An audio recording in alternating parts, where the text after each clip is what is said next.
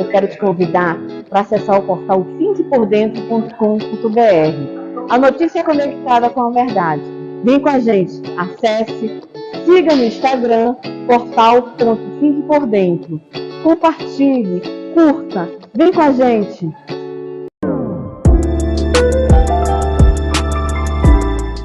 Olá, eu me chamo Josi Carvalho, sou proprietária aqui do Centro de Estética Josi Carvalho.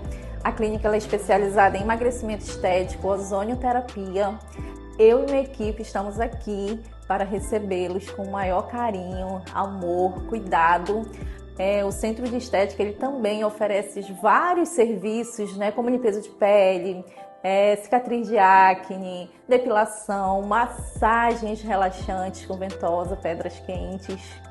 A nossa clínica fica localizada no bairro de Flores, no conjunto Rio Maracanã. Se você tiver interesse em fazer algum procedimento conosco, entre em contato pelo link na bio.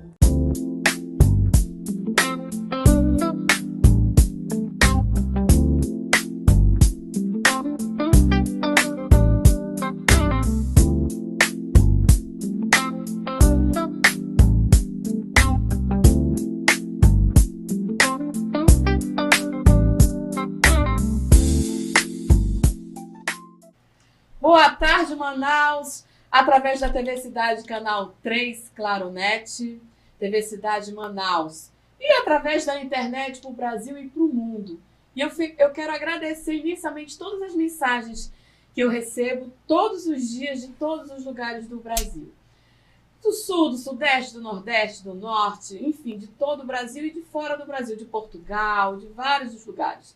Muito obrigada por todos vocês que estão acompanhando o podcast do portal Fique por Dentro.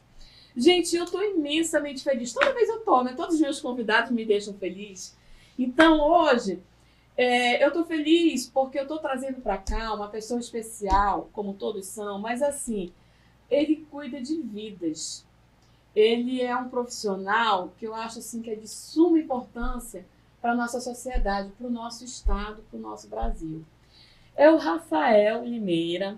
Ele é enfermeiro intensivista, doutorando em enfermagem pela Universidade Federal de Santa Catarina, mestre em cirurgia pela Universidade Federal do Amazonas, pela UFAM. Agora, Rafael, seu currículo é enorme. Seja muito bem-vindo, uma boa tarde, seja bem-vindo ao Portal Fique por Dentro. Eu não vou conseguir ler todo o teu currículo, eu quero que você seja bem-vindo e vamos falar um pouco de todas essas tuas especializações para atuar no SAMU, em várias situações que você atua pela saúde, e cuidando da nossa sociedade, da nossa população. Seja muito bem-vindo. Obrigado, muito boa tarde, Fink. Agradeço imensamente o convite. É uma oportunidade ímpar estar aqui falando com você, tocando essa ideia leve que a gente sempre preza, e também mostrar um pouco do nosso serviço para o pessoal que está em casa, que assiste tanto vocês, que acompanha. E quanto ao currículo, isso é hipérbole, o currículo é modesto, tem algumas coisas aí que a gente vai esclarecer no longo são muitas coisas, Rafael? Sim. São muitas coisas. E você é doutorando. Gente, olha, eu tiro o chapéu, porque eu não consegui ir muito assim, não, sabe? E a minha correria de trabalho, tudo, eu não consegui administrar isso.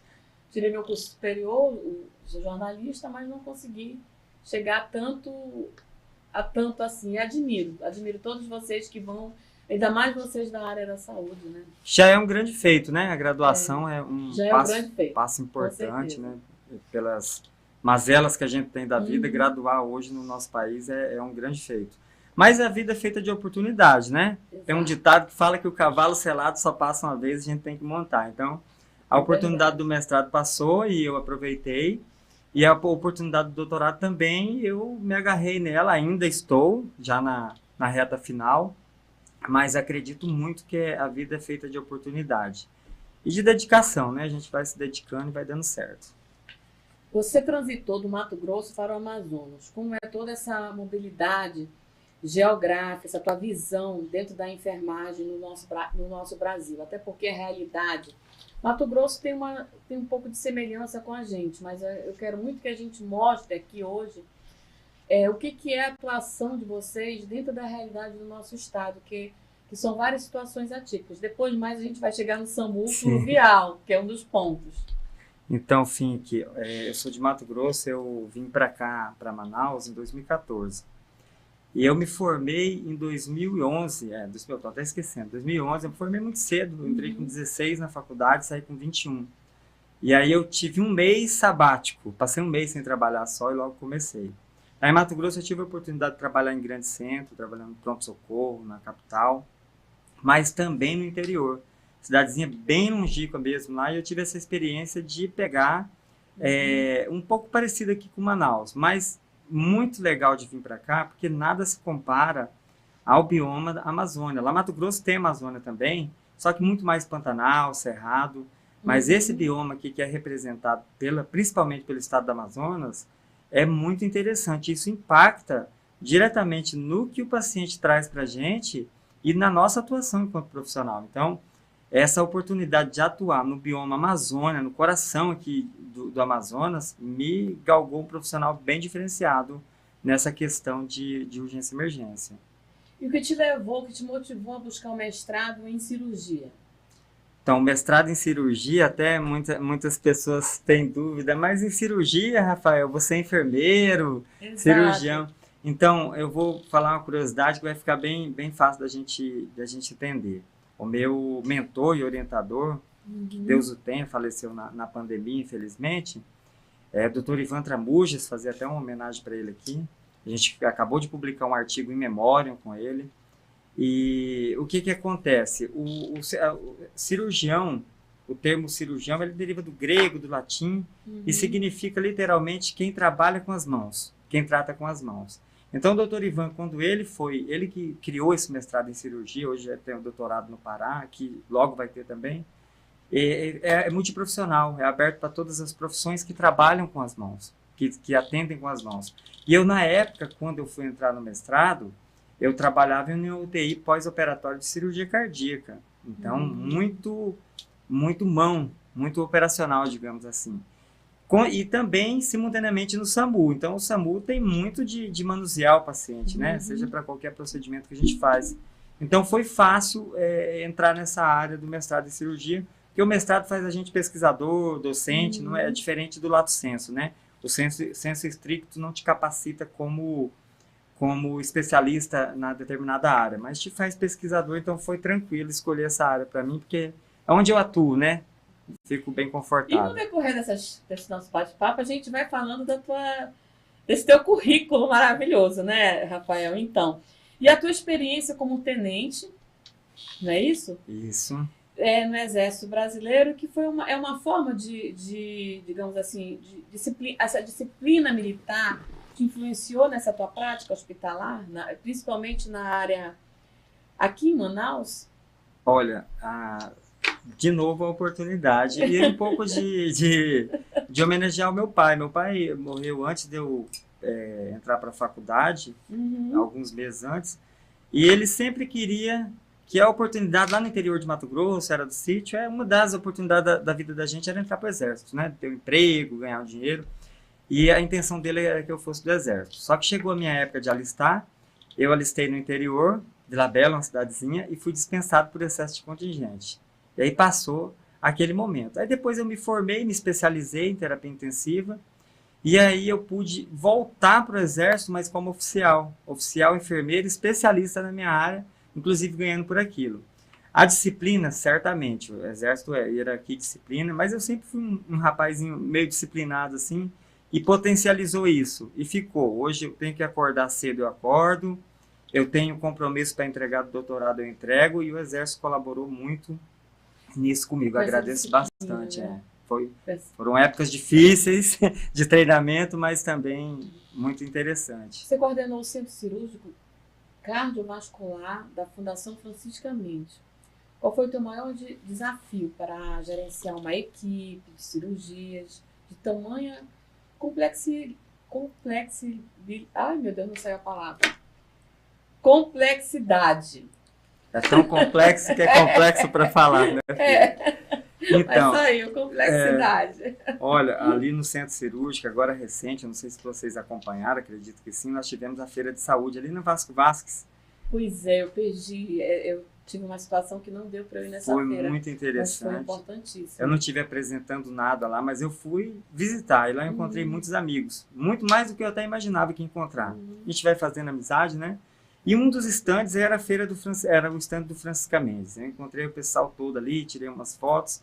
E foi nostálgico. Eu lembrei da época que eu colaborei naquele hospital. Eu saí... não tem quando você sai sem querer sair? Foram escolhas profissionais. E também de academia, eu tinha que estudar e acabei passando em um outro concurso que financeiramente compensava mais para mim, que eu era servidor público. Mas lá no Francisca Mendes foi uma escola para mim. Eu trabalhei muito tempo na UTI pós-operatória e fiz o mestrado. Eu falei, poxa, agora eu sou mestre em cirurgia, né? Eu sou mestre, eu tenho que colocar isso, tenho que dar um salto, ter um know-how para minha carreira. E aí surgiu a oportunidade de coordenar o centro cirúrgico. Para quem não sabe, quem está assistindo, o Hospital Francisca Mendes, agora a Fundação, é o centro de referência da região norte, não é só do Amazonas. Toda a região norte referencia para cá cirurgias pediátricas, adultas. A gente faz tudo aqui em Manaus, só não faz transplante cardíaco ainda. E aí eu tive esse desafio, porque não é só uma equipe de enfermagem, é equipe de enfermagem, equipe de cirurgiões cardíacos, fazer funcionar. Então, assim, foi um ano somente. Só que foi um ano que valeram como 10. Eu peguei o centro cirúrgico com 2 salas funcionando, sala cirúrgica, para quem é da saúde vai entender muito bem, e entreguei com 5, rodando cirurgia vascular, cardiovascular, todos os dias, e assim eu saí bastante feliz. Saí com vontade de voltar. Um dia eu volto ainda para o Francisca Mendes. Na UTI adulto, qual é a importância da humanização versus o uso intensivo de tecnologia? Nessa pergunta me colocou de saia justa, né? Porque o pessoal gosta muito da tecnologia e eu sou um pouco mais conservador. Eu uso bastante a tecnologia, mas eu acho que não dá para substituir o ser humano na área da saúde. Tem muitos artigos que falam que a medicina, a enfermagem vai deixar de existir, mas eu penso que dentro de uma UTI, a humanização tem que ser o foco principal. As tecnologias, elas existiram e existirão sempre, vão evoluir, mas na intenção de te apoiar só como ser humano, porque quando o paciente tem alta, se recupera completamente e ele volta depois, como no Francisca Mendes, e faz questão de subir lá na UTI e agradecer aquele profissional que ficou cuidando, ele não está olhando para o aparelho moderno, ele não está olhando para o equipamento, para o material, ele olhou para você, enquanto pessoa que deu aquele cuidado. Então a gente tem que tomar muito cuidado assim, de não priorizar tanta tecnologia, fazer o uso adequado, mas não esquecermos nunca de sermos humanos, termos humanidade. Eu agora posso fazer um relato que o meu esposo ele ficou na UTI no 28 de agosto, e a equipe de enfermeiro, toda a equipe médico, e o médico que acompanhou ele foi o Dr. Leno. Se de repente o Dr. Leno estiver acompanhando, eu vou ser eternamente grato ao Dr. Leno, a forma com que, cuidado com que ele me passava o boletim médico, o cuidado com que ele me cuidou também, sabe? Ele não cuidou só do Luiz, né? De toda a equipe enfim, e os enfermeiros também, eu acho que é o João Paulo, todos, os técnicos, enfim, todos. Então, assim, essa questão desse cuidado humanizado de vocês com a gente é importantíssimo. É importantíssimo, com certeza. Claro que a gente precisa de todos os recursos tecnológicos, né? E o conhecimento de vocês, mas esse cuidado especial de vocês é importantíssimo, inclusive até o momento ele foi esplêndido, assim, até o momento, dentro de toda aquela gravidade, até o momento de me colocar consciente de que o Luiz já não iria mais. Entendi. E até o momento do falecimento do meu esposo, entendeu? Então, assim, só tenho a agradecer toda a equipe do 28, da enfermagem, os médicos, todos, assim, Rafael, os assistentes sociais, as assistentes sociais, seja qual for o funcionário que fosse, equipe de serviços gerais, os colaboradores, todas as pessoas das quais já foram 3 meses ali dentro daquele hospital. Eu só tenho gratidão a todos. Eu fico muito feliz que você teve essa chance de pegar bons profissionais. Muito feliz mesmo. Eu não posso... Problemas houve, mas assim, no geral, o que eu posso te dizer é que eu sou assim, o doutor Leno está sempre, aquela equipe estão sempre nas minhas orações, sabe? Legal. Que todos os profissionais de saúde sejam assim, né? Para atender a nossa sociedade, a nossa população. Qual é dentro da tua rotina de intensivista no SAMU? Eu queria que tu falasse um pouco como é ser um intensivista, né? Como é que se posso dizer aqui? Dentro dessa metrópole que é Manaus. Como é que é isso? Olha, não é fácil. Intervencionista dentro do SAMU, no 192 aí, o nosso SAMU. Vamos lá, dentro dessa nossa metrópole de Manaus. Dizer que é fácil não é, porque Manaus tem mais de 2 milhões de habitantes, né?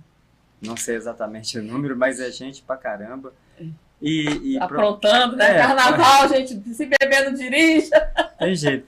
Proporcionalmente, quanto mais gente, quanto mais festa... todo tipo de ocorrência. Todo tipo de ocorrência. E o volume das ocorrências aumenta, né? Talvez em determinados momentos a gente possa estar aquém do necessário em recursos humanos. Isso é normal no país afora. Então é bastante serviço. Impacta bastante no... Mas assim, todo mundo tem a sua carga horária, né? Você tem o seu tempo de cansar, de estressar psicologicamente, mas depois você tem o seu descanso para recuperar. Mas tem de tudo, gente. Não dá pra gente falar aqui, obviamente, mas todos os tipos. Ocorrência que foi marcante na tua carreira, no teu atendimento pré-hospitalar, no teu atendimento... Algo que foi marcante, que tu possa colocar. Sim, que é a segunda vez que me perguntam isso. A primeira vez também foi na TV, esqueci qual era. TV Brasil, se eu não me engano. Eles foram lá conosco, lá no SAMU Fluvial, e fez essa pergunta. E eu não consegui elaborar uma resposta. Por quê? Porque todas as ocorrências, elas são marcantes. Pelo fato da gente atender sempre pessoas que têm parente, que são o amor de alguém. Então, todas elas são marcantes. Enquanto procedimento, para os profissionais que me assistem aqui, os procedimentos, claro, tem alguns de mais complexidade, menos complexidade, aqueles mais interessantes marcam mais. Mas se eu fosse classificar hoje uma das que mais me marcou, não envolve procedimento complexo em si, mas envolve o desafio de gerenciar toda uma situação da equipe, da movimentação da ambulância, nessa ocasião era o SAMU Fluvial, e também a paciente. Nós pegamos uma paciente relativamente grave, e para quem não é do Amazonas, aqui na época da cheia, choveu, encheu o rio, a gente vai navegar bem. Não, ele começa a soltar uns capins, a tapagem, né? Então também dificulta a navegação para embarcação pequena. Então a gente foi num desafio grande, e para voltar com a paciente foi um desafio maior ainda. Então gerenciar oxigênio, paciente, tempo de chegada, comunicação, acalmar a equipe, aquilo exigiu muito de mim. Não como procedimento, mas até hoje eu lembro de como foi difícil, mas foi gratificante entregar para a continuidade do cuidado aqui em Manaus. Essa me marcou bastante, até hoje eu lembro com detalhes dessa ocorrência. E a tua atuação na comissão de urgência do COREN, é isso? Tá certo? COREN AM? Isso, o COREN, Conselho Regional de Enfermagem. COREN que fala? Você buscou melhorar as condições de trabalho dos enfermeiros? Como foi tudo isso, a tua experiência, essa tua passagem pela... Essa passagem foi muito legal. Fiquei alguns anos, já não colaboro mais lá, porque a gente não dá conta de tudo, né? Mas na ocasião, eu lembro que o presidente era o Dr. Sandro André, e ele me convidou para fazer parte lá enquanto pesquisador, porque eu conduzia alguns trabalhos e a gente estava tendo muito congresso e não estava tendo representante para levar coisas do Amazonas, para representar o nosso estado, a nossa profissão. E aí eu aceitei, e assim, opiniões, discussões houveram bastante, mas eu julgo que a contribuição maior foi levar 2 trabalhos no Congresso Pan-Americano de Trauma e o Congresso de Cirurgiões Intensivistas que houve em Florianópolis em 2023. Nós não ganhamos a premiação, mas nós chegamos a concorrer enquanto Amazonas, enquanto enfermagem amazonense, isso foi bastante gratificante. Ficou marcado na história do Corém que nós levamos a nossa Comissão Regional de Urgência e Emergência com trabalhos para concorrer lá. Então, acho que esse foi o feito maior na minha passada lá no Corém. Agora, você como instrutor de nível máximo eu vou falar aqui, HSI. Isso, HSI. E eu queria que tu explicasse esse ensino internacional, né, que tem que ensinar a realidade das emergências brasileiras, não é isso? Isso.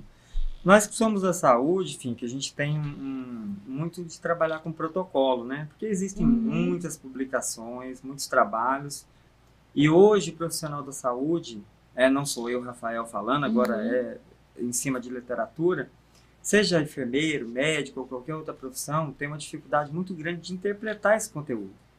De saber ler um artigo científico, que é muito carregado com linguagem técnica, com estatística, que o profissional graduado e especialista, ele não tem tanto contato, tudo bem, é natural. Então, os protocolos, os guidelines existem para entregar de uma maneira mais fácil para o profissional executar na ponta. E a gente valoriza muito o padrão internacional, porque, por exemplo, o suporte avançado de vida cardiovascular treina médicos e enfermeiros num padrão internacional, que é uma língua das melhores evidências científicas, treinado na prática no mundo todo. Então, as melhores evidências, a melhor maneira de fazer determinados procedimentos naquela situação é treinado e executado naquele padrão internacional. Diferente de você fazer um curso nacional que fica muito enviesado com a opinião de quem está ensinando. Então, os cursos internacionais, ele tem essa vantagem. E a vantagem de atestar que o aluno realmente é proficiente, né? Todo aluno ele recebe uma credencial com QR Code, todos os centros do Brasil, não só o nosso centro, que atesta que o aluno, que o profissional, ele é proficiente. Ele pode falar, não, mas eu lido bem com paciente grave. Cadê a comprovação que você lida com paciente grave? Pronto, não, realmente esse profissional, ele vai fazer muito bem nesse setor, não vai decepcionar no atendimento, vai entregar vida de volta para os pacientes. Então, a importância é essa, padronizar o atendimento, né? Levar o melhor para os nossos alunos com um padrão internacional, isso que a gente busca. E no Instituto de Prática Avançada, o IPA, qual o principal erro que você percebe que profissionais cometem em manobras de BLS e ACLS? Vamos explicar o que é isso? São coisas da saúde, né? Para quem é da saúde, fica fácil. Fica fácil, mas o nosso público que não é da saúde que está nos assistindo, Pronto. Como é que fica? Gente, o BLS é um termo em inglês, é uma sigla em inglês, né? Basic Life Support, suporte básico de vida. Onde a gente ensina, com esse padrão internacional, as condutas diante de uma parada cardiorrespiratória, uma parada cardíaca, de uma parada respiratória, situações de engasgo, que agora em programas de televisão as pessoas estão se engasgando, ninguém sabe o que fazer, isso é ensinado nos cursos.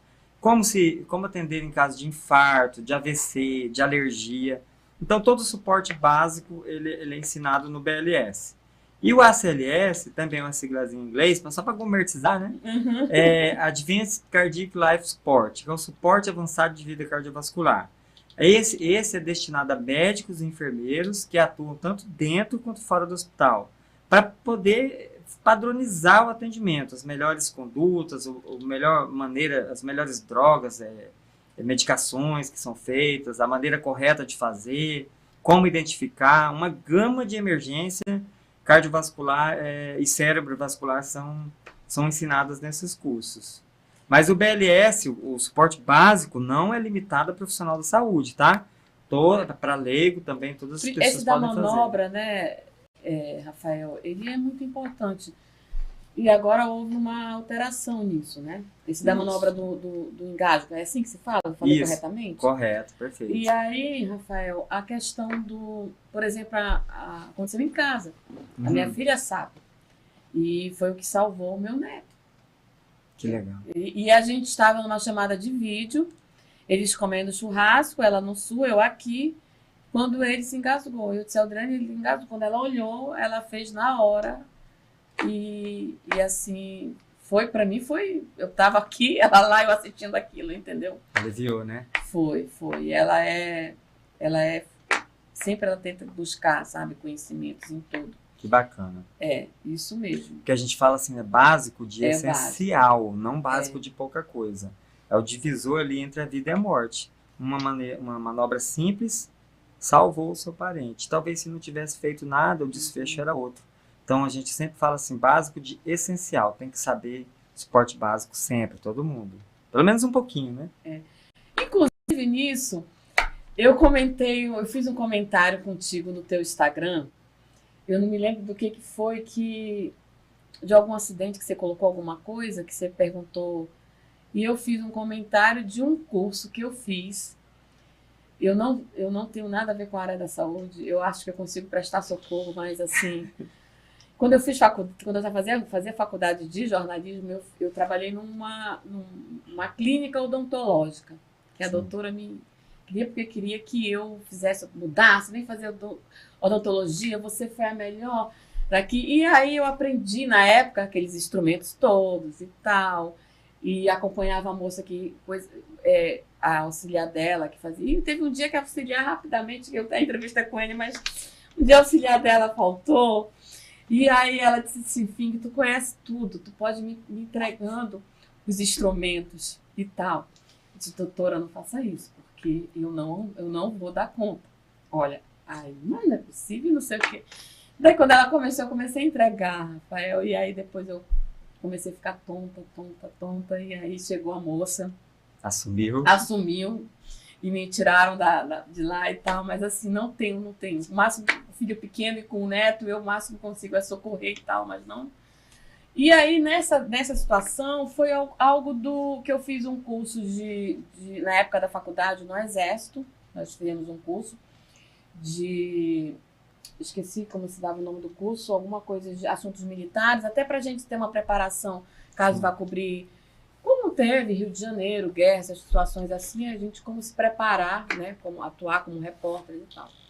E foi algo que eu aprendi lá, só que eu não me lembro agora, tipo acho válido falar, um acidente que a gente está ali, Rafael, que estão, enfim, houve um corte, digamos, as vísceras, sei lá, os órgãos, para fora. O que eu me recordei era que você tinha que umedecer algum pano e colocar para hidratar, procurar, lógico, algo limpo, né? Sim. O máximo de água potável, água para hidratar até que chegue o socorro. Por quê? Eu falei certo? Eu lembrei certo disso? Porque faz muitos anos que eu fiz isso. Lembrou, com certeza. A nível de primeiros socorros está excelente. Várias pessoas comentaram esse vídeo, agora estão me recordando aqui. Que era um ferimento por arma branca de faca, né? Teve uma evisceração, as vísceras saíram. Então, a nível de primeiro socorro, é muito interessante mesmo levar o primeiro socorro, porque o SAMU não se teletransporta, né? Alguém pode começar aquele socorro. Então, nunca a gente tem que primeiro sempre lembrar do que não fazer. E aí tu comentou que o meu comentário foi um pouco, não sei se técnico, um pouco assim. Foi legal. Mas eu recordei disso. Faz um tempinho, viu, que eu fiz faculdade. O curso foi bom, né? O curso foi bom. E eu não me identifico com a área da saúde, tá né? Vendo? Eu não me identifico com a curso área bom da a gente saúde. não esquece, não. É bem assim mesmo. Foi no Exército. Mas eu acho que a gente tem que sempre lembrar assim, de não tentar colocar para dentro. Não, o primeiro passo é lembrar do que colocar, não é para hidratar fazer. só. Nada de colocar as vísceras de volta para dentro. Você umedece para não ressecar e começar a ter fissura, sangrar, né? Então, o nível de primeiros socorros é isso mesmo, um pano limpo e umedecer e esperar o socorro chegar, que aí tem outras condutas mais avançadas. Mas isso ajuda muito. Ajuda muito. Incrivelmente, tem pessoas que fazem o contrário, que é colocar de volta para dentro, e aí não dá certo, prejudica o paciente. Mas agora eu lembrei mesmo do seu comentário, foi excelente, foi muito bom, foi legal. Vamos voltar aqui pro nosso roteiro, Pronto, né? Que a gente mas conversa boa é assim, a gente se perde. Não, mas Mas ó, já não sei mais nem onde é que eu tô aqui. Como garantir o treinamento de protocolo internacional seja aplicável na realidade de uma unidade com poucos recursos. Dá para garantir, sim. Muitas pessoas questionam, mas não tem investimento, saúde pública. É uma realidade que a gente vive no Brasil, em todo o Brasil, todas as cidades. Não adianta a gente achar que fulano, beltrano falando que está bem, que infelizmente não está bem no Brasil. Mas eu fiz 2 cursos no Albert Einstein. Mas o Albert Einstein é topzão, né? É top. Os cursos de simulação realística, que é o que a gente trouxe para Manaus. E lá, por incrível que pareça, nos cursos, eles priorizam a gente ensinar sem muita tecnologia, sem muita coisa disponível. Justamente para a gente entender que dá para fazer, tanto na simulação dos treinamentos, quanto no atendimento. Então, para quem quer fazer, óbvio, é bom ter tudo, né? Em mãos. Mas dá para fazer. Você faz um curso muito bom e vai lá para o interiorzinho trabalhar, eu te garanto que vai servir para você. Você não precisa ter o mega hospital, o mega equipamento, os materiais, os medicamentos de ponta para trabalhar. Eu penso muito isso, sabe? Meus irmãos têm terra, propriedade lá na divisa com a Bolívia, lá em Mato Grosso. Não tem cidade perto, é só mais zona rural. Mas tem profissional da saúde que buscam se capacitar, porque vai ocupar com o que eles têm, eles conseguem empregar. Eu não me dissocio dessa ideia, que para quem quer fazer, dá um jeito de fazer com o que tem disponível, sabe? O seu doutorado na UFSC foca em qual linha de pesquisa e como ela impactará na enfermagem assistencial. Agora são spoilers da pesquisa, né? Do mesmo modo da época do mestrado, a gente quebrou um paradigma. Quem quiser acessar, está lá no meu Instagram o artigo, posso mandar. A gente publicou um artigo que mudou completamente o tratamento do paciente com dreno depois da cirurgia cardíaca. A gente mudou o que existe na literatura, foi muito legal. E no doutorado, talvez seja a mesma coisa. Nós estamos fazendo uma análise dos desfechos clínicos dos pacientes atendidos pelo SAMU Fluvial, com a percepção dos usuários ribeirinhos e a percepção dos profissionais de saúde que ali atuam.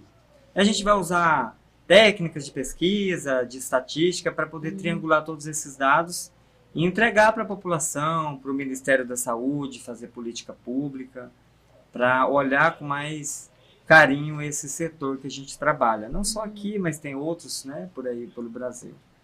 Então, a nossa pesquisa foca no usuário final, né, que é o ribeirinho, profissional e o atendimento que a gente faz.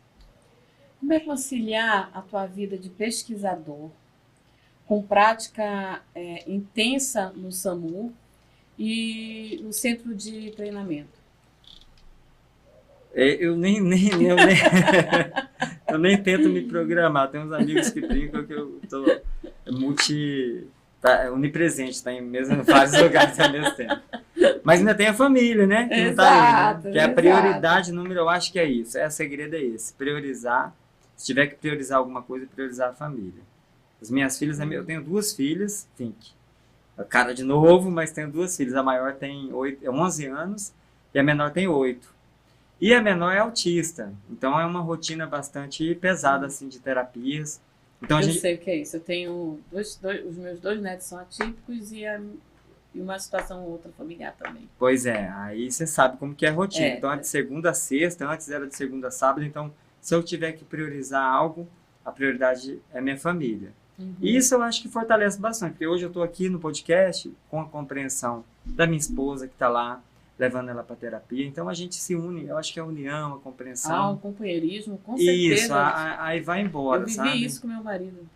E companheirismo, pra gente trabalhar, pra gente se apoiar. Otimiza, né? Otimizar o tempo. O dia tem 24 horas, mas a gente pode fazer dele 48. Às vezes eu tô trabalhando, fico um pouco ocioso, é o momento que eu posso produzir um artigo, é o momento que eu posso ler um artigo, ler um livro.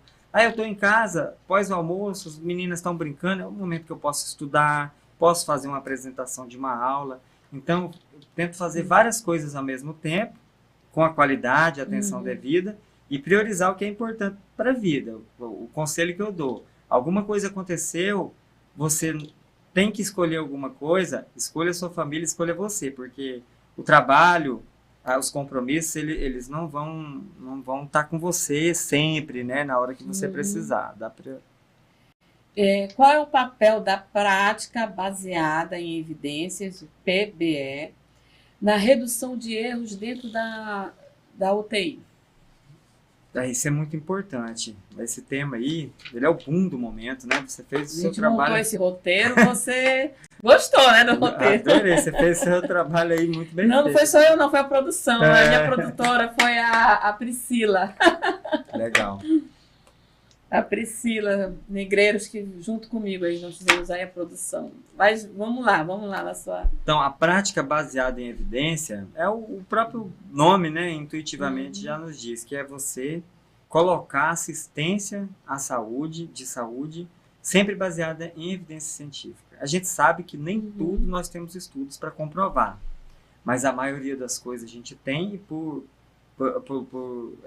similaridade a gente consegue tomar outras condutas. Então, tinha muito antigamente, que de você chegar no hospital, chegar no atendimento, e o profissional, eu faço desse jeito há 30 anos, é assim que funciona. Mas, então, a prática baseada em evidência diz completamente o contrário. Você precisa fazer as suas atitudes no ambiente de trabalho, suas condutas como profissional, pautado em evidência científica. Tem um estudo que mostra que lavar as mãos antes e depois dos procedimentos diminui o nível de infecção. Ponto. Vamos todo mundo cobrar para lavar as mãos antes e depois de chegar no paciente. Por quê? Porque o estudo científico prova isso. Um exemplo, isso para tudo que você pensar. A prática baseada em evidência é isso. Melhora a qualidade da assistência, melhora a sobrevida do paciente, diminui custo hospitalar, custo de internação. Tudo que você pensar de bom tem nessa política de prática baseada em evidência. Qual conselho você daria para um recém-formado que deseja seguir na área de terapia intensiva ou emergência? Que escolha por gosto, porque tem um ditado assim que fala que quem corre por gosto não cansa. Então, às vezes, você se encanta com o que o outro está fazendo, mas muitas vezes você não gosta daquilo. Então, cada um tem a sua veia de vocação e muita gente acaba se perdendo nessa escolha, né? Então, escolha por gosto, se encontre no meio. Gosta de paciente crítico, de paciente que vai te colocar em momentos de decisão, de estresse, escolha UTI e urgência e emergência.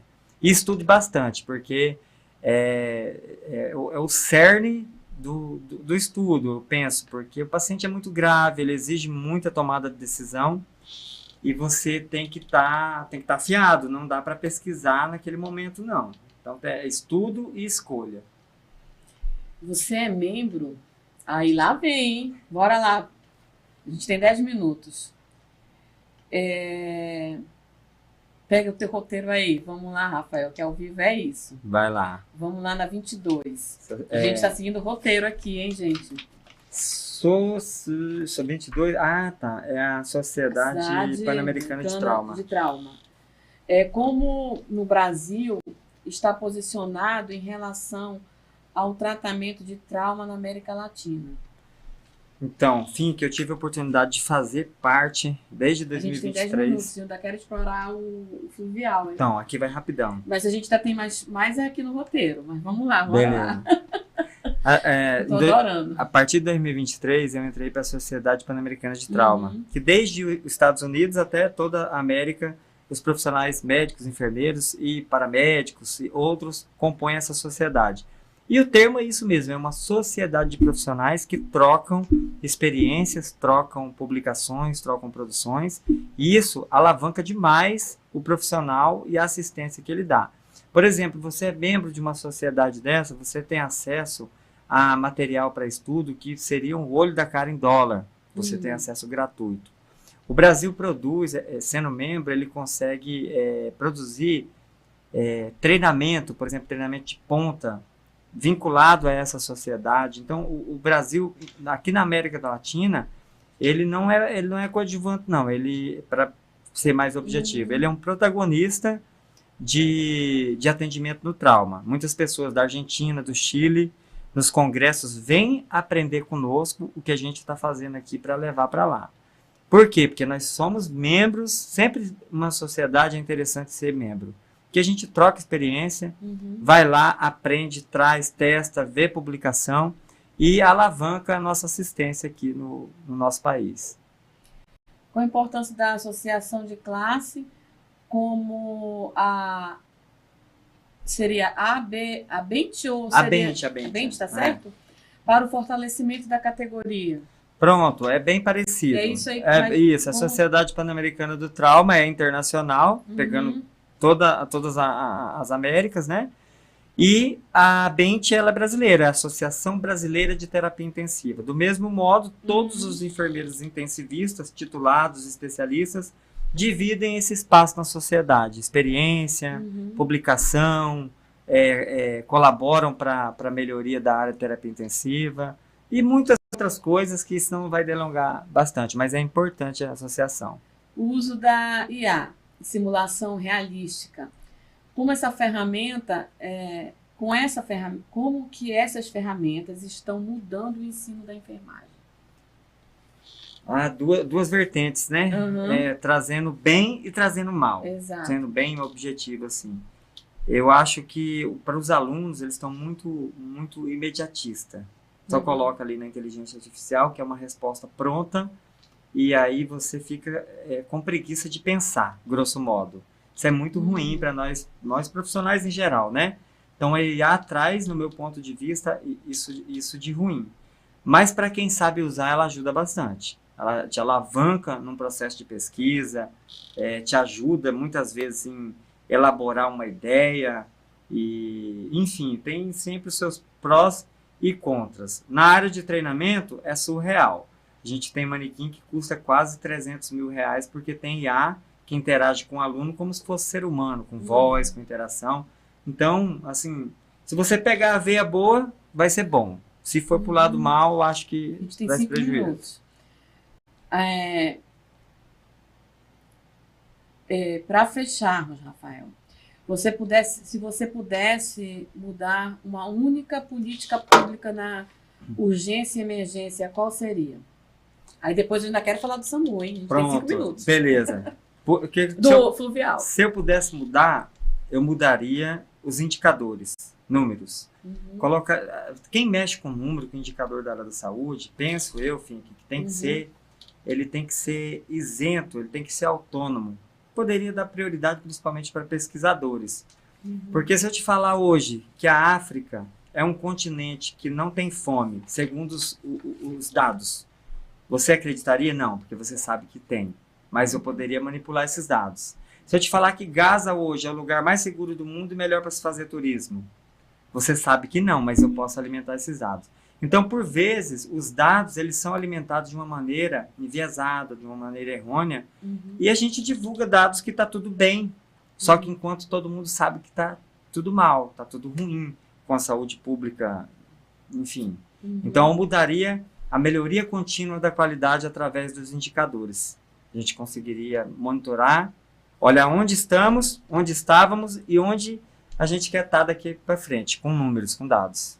Rafael, quem está nos assistindo agora, eu queria que entendesse que o Amazonas, a Amazônia, o nosso estado, no caso do Amazonas, são situações totalmente diferenciadas, atípicas, né? Então, a gente pode sair daqui e no meio do rio pegar de embarcação ou de aeronave pequeno porte, né? Isso. Como existe. Eu vou citar a CTA porque é o que me vem na cabeça agora. Então, assim, de pequeno porte, a gente pega uma tempestade aí, aquela chuva e tal. Então, assim, a navegação não é fácil, tudo. Como é atuar numa UTI, que eu queria que as pessoas entendessem que aqui existe uma UTI numa lancha, gente. Então, a gente tem o SAMU, uma UTI fluvial.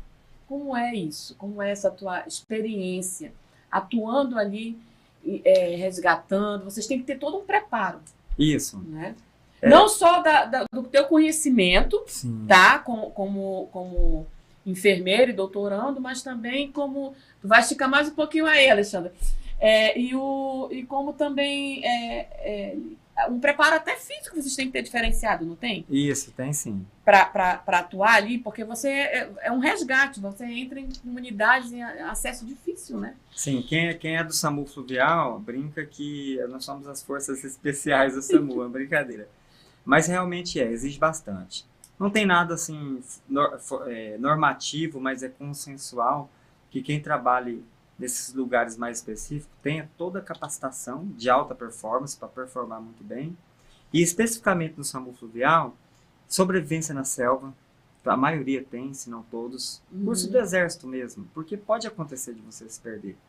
Saber nadar, por óbvio, né? Tem que saber nadar para estar lá. Nós temos um curso de salvamento aquático, que é dado pelo Corpo de Bombeiros do Amazonas, para você estar preparado para aquilo dali. E o preparo físico, ele é indispensável, porque você sabe que é longe, você chega na beira do rio e não chegou no paciente. Você tem que subir uma ladeira bastante íngreme, atender, fazer o atendimento, pegar o paciente e voltar de novo aquela distância toda, que por vezes dá 800 metros, 1 quilômetro, mais de 1 quilômetro, e você tem que andar isso de dia, à noite, de madrugada, cheio de obstáculos muitas vezes. Aí você vai e volta. Então tem que ter um preparo físico, sim.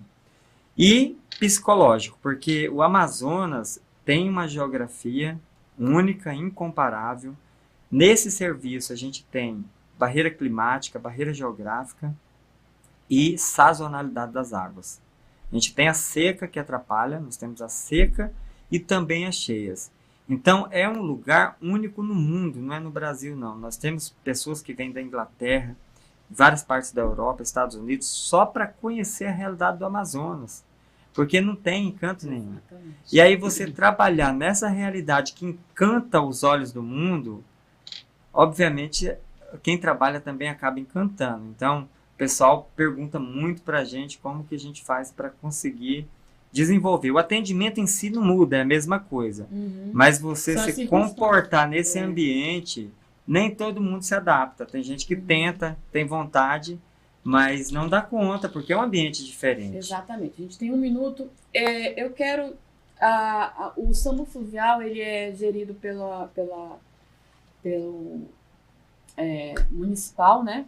Pela gerência municipal, então pela Prefeitura de Manaus. Isso. Que a gente tem eu quero elogiar, parabenizar toda a equipe, né, com a tua presença aqui, e a prefeitura por essa atuação, né, de ter esse serviço, de a gente ter disponível dentro da realidade que é a nossa Manaus, o nosso Amazonas. E principalmente, assim, eu estou muito feliz de você estar aqui. Quero deixar as tuas considerações finais, que a gente já está estourando o nosso tempo. Feliz mesmo, porque assim, herói, gente, herói é aqui, olha. Herói é o Rafael, é a equipe do Rafael, são os médicos, enfermeiros, de todas seja dentro do hospital, seja dentro da ambulância, da emergência, seja aeromédico, vocês, e principalmente depois da pandemia que a gente passou, vocês são heróis, sabe? Eu quero, assim, realmente, através de você, homenagear toda a classe da área de saúde do nosso estado e do Brasil. Obrigado, Fink. Obrigado pelo convite mesmo. É uma oportunidade incrível estar aqui, porque você falou de herói, e herói na pandemia nós fomos muito bem reconhecidos, né? Só que depois da pandemia, logo todo mundo esqueceu. E você convidar hoje para vir aqui falar disso tudo é muito gratificante, porque mostra o reconhecimento, ele vale muito mais do que dinheiro. Às vezes o profissional só quer dar o seu melhor e ser reconhecido pelo aquele melhor. Como fomos lá na pandemia, né? Eu perdi vários colegas jovens de 28, menos que 30 anos. Então, tá aqui e falar um pouco através da enfermagem, que eu sou enfermeiro, mas isso aí se generaliza para medicina, para técnico de enfermagem, para fisioterapia, para odontologia, e mostrar um pouco do que a gente faz, né? A gente poderia passar a tarde inteira aqui, foram 50 minutos extraordinários. Então, eu agradeço muito a atenção, o convite, e espero ter colaborado um pouquinho com o que eu faço, com a minha experiência, e fico disponível para quem tiver dúvidas de primeiros socorros, de atendimento, pode mandar, que eu tenho o maior prazer do mundo em responder e colaborar. Ficou passando aí as redes sociais do Rafael. E vai lá, segue o Rafael, acompanha esse dia a dia dessa realidade que é o nosso Amazonas. Muito obrigada, interage. Eu sou uma que sou estilista, fico lá interagindo, né?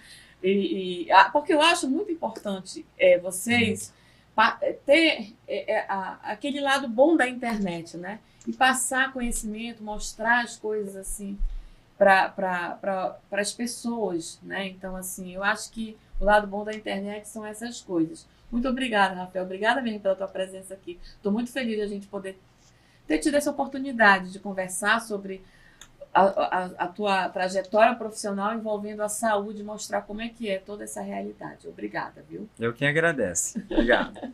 Gente, uma boa tarde para vocês. Segunda-feira, início de semana. Deus abençoe vocês grandemente, com muita saúde, prosperidade, proteção. E um abraço aqui para toda a equipe da TV Cidade, Canal 3 Claro Net, e para você que está nos acompanhando através da internet de qualquer lugar do Brasil ou do mundo. Muito obrigada. E não esquece, toda terça, terça eu já botei outro compromisso, já estou botando terça aqui na cabeça. Toda segunda, às 15 horas, aqui, ao vivo, na TV Cidade Claro Net. Vem com a gente.